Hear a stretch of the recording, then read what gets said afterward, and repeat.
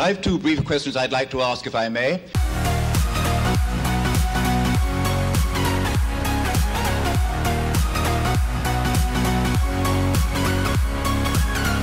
Hi, welcome to Left Foot Media. My name is Brendan Malone and you're watching The Daily Question. Today's question of the day: is Netflix a good thing? Now, the reason I'm asking that question is because I've gone to the viewer mailbag and I've received this email from Josh.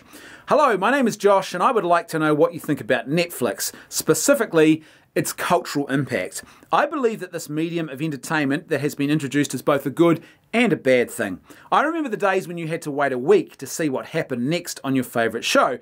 And while the waiting period between seasons is still much the same, do you think that getting every episode dumped in our laps at once so that we can binge watch is entirely healthy? While Netflix certainly has many perks, I think we're being a bit spoiled as a culture. What do you think, Josh? Well, Josh, thanks for your email. Here's what I think.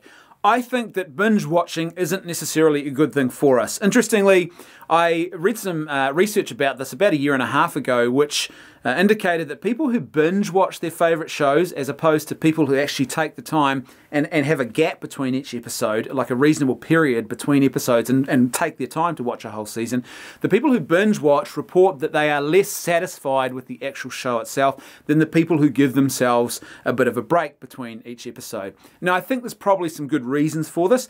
First of all, if you think about most shows, what happens is they have what you might call an anticipation arc that is built into each episode. So you start with a hook, something dramatic in the intro that's meant to draw you into that episode and keep you watching. And so you think, oh no, one of my favourite characters is in danger here, they're going to die. Invariably what happens though is that hook is never as serious as you think it is, or it's resolved in some way. And so it turns out they don't die. But then of course we've got to bring you back for the next episode. So at the end we have a hook, the cliffhanger, that's designed to cause you to go, oh, I better watch the next episode. And so you go through this constant cycle of highs and lows, this anticipation cycle where your brain is building up to something which doesn't really arrive. And interestingly, that's pretty much, or very similar to the way in which addiction actually works. You are anticipating something. It's more the anticipation of what you think could happen or what's going to arrive, but never really does eventuate, that your brain gets hooked on. It's the dopamine hit that you're getting from that sort of high and low cycle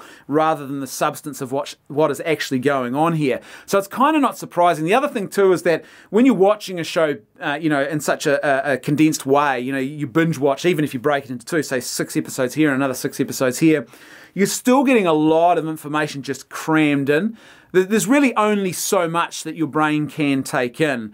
And so sitting down to watch a 6-hour movie, your brain is actually less likely to remember as much content as opposed to, say, sitting down to watch an hour-and-a-half movie, which is a bit more manageable for your brain. Your concentration ability, your attention span is only so much. So it's not surprising for people that their enjoyment factor is not as much when they binge watch a show.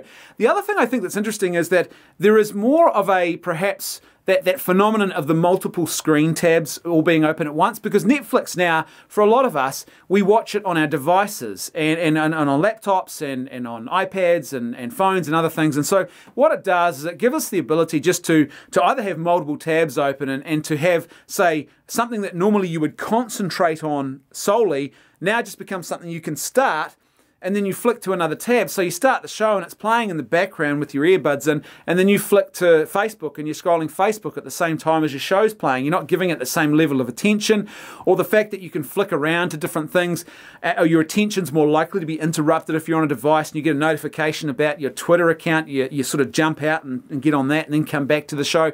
I don't think that's doing particularly good things for our attention span. And then of course there's the fact that our attention spans can be interfered with due to the fact that with Netflix, because you've got all of this content at your disposal, at your fingertips, it's literally just a matter, if you start watching something and like 3 or 4 minutes later you decide, I don't like this, you don't actually have to give yourself time to sort of get into the story or the characters more. You can literally just switch out. 3 minutes later, bang, I'm out of here, and you click on the other thing that's on your dashboard that you're going to watch instead and give that a try and see how that goes. Whereas once upon a time, the old broadcast method, you were more likely to actually spend more time, so your attention span was not being lessened, because your attention span is one of those sort of use it or lose it things in your brain. We know that if you deliberately consume things over a shorter period, you read less, you watch less of it, so less time, less words, your brain gets used to that idea of seeing less words or spending less time, and so your attention span gets lessened. If you actually take the time to read a longer book, for example, or watch something over a longer period, your attention span gets used to that, and it builds itself around that, the fact that you take your time. Well, now with Netflix, we have the ability just to flick out of something. If we think it's boring within 3 minutes, we don't actually have to sit there and give it any more time. Well, previously there's a couple of reasons why you would have given something more time. First of all, because it's not like you could just flick out of your TV show. So you could say, well, this House of Cards is boring, switch it off and put Suits on instead, because, well, Suits isn't on tonight. Unless you've got it on VCR, last week's episode, the next episode doesn't come on until, 3 nights from now. And so it's not like you can just sort of switch around that quickly between things. And also it was more communal. So if one person said, I'm sick of this, I'm bored, because it wasn't just a personal device, everyone was watching the TV. It wasn't like everyone was then forced to switch out. The other people would say, well, just go and do something else then. And so our attention span, I think, is lessened. Even if you had a box set on DVD, which, there was the phase of everyone getting box sets, there was a little bit more effort involved in actually stopping an episode and then chucking it in the bin and moving on to some different TV series. So our attention span is lessened in that way. The other thing, of course, is the solitary nature of personal devices, and the fact that we now watch these things on personal devices, and the fact that we can binge watch an entire season all at once. Once upon a time, even though TV was something that could definitely have a dumbing effect on people, if you just sat there and just gawked at the box for hours on end, that wouldn't be necessarily a good thing for you.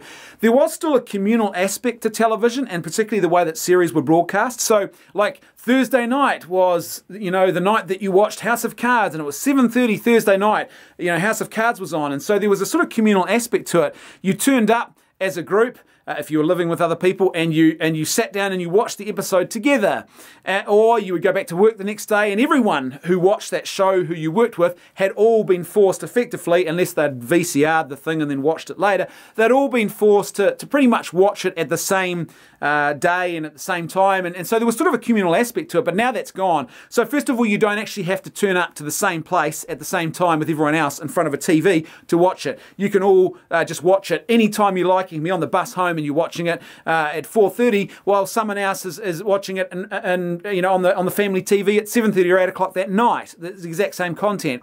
The other thing, of course, that happens is you can now binge watch a whole series. You don't need to wait. There's no reason to wait to, every Thursday night is House of Cards night. It's not how that works anymore. So that communal aspect of it, I think, is gone as well. And so it creates a very interesting dynamic in that regard. Now, of course, in saying all of that, there is still an advantage here, and that's the fact that we can watch things in a way that suits us. So if you're a very busy person and you're not a TV addict, then what that means is that you can watch an episode and then you can go away for 5 weeks and come back and watch episode number 2.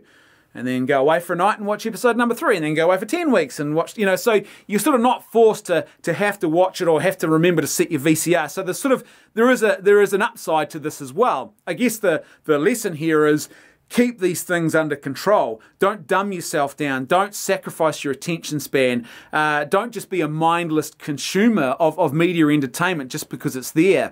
Actually allow yourself to develop and cultivate a more thoughtful and reasoned approach even to the media that you're engaging with, and also give yourself the time to really to do other things beyond just Netflix. Read books. I try and read a book a week if I can.